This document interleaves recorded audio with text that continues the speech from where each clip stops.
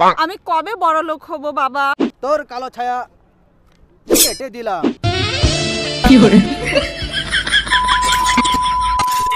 তুই কি জানিস এই রাস্তায় না একজন জ্যোতিষী বসে? আচ্ছা, একেবারে ভবিষ্যৎ বলে দিতে পারেন।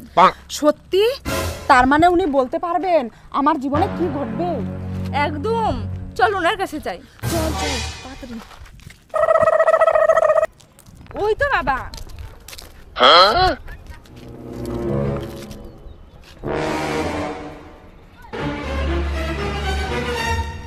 শোন, তাহলে আমি আসতেছি।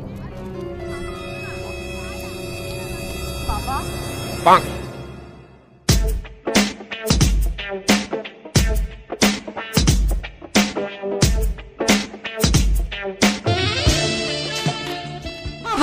বল বাছা, কি জানিতে চাস?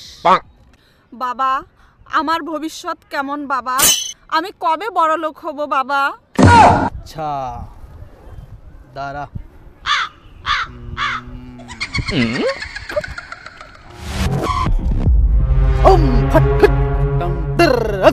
কালা ছায়া না, তোর মাথার উপরে একটা কালো ছায়া আছে জানিস? কালো ছায়া এটা কিভাবে কাটবে বাবা?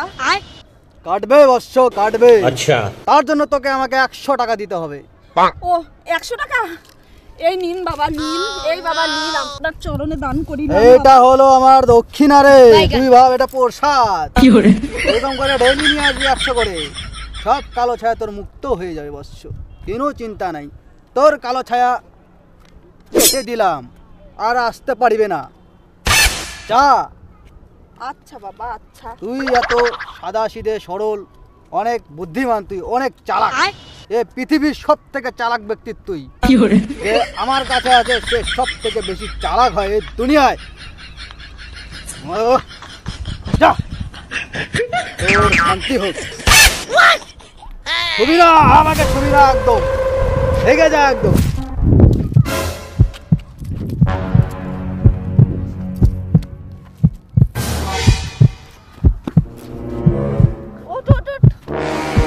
তুই এত ভয় কেন পাচ্ছিস?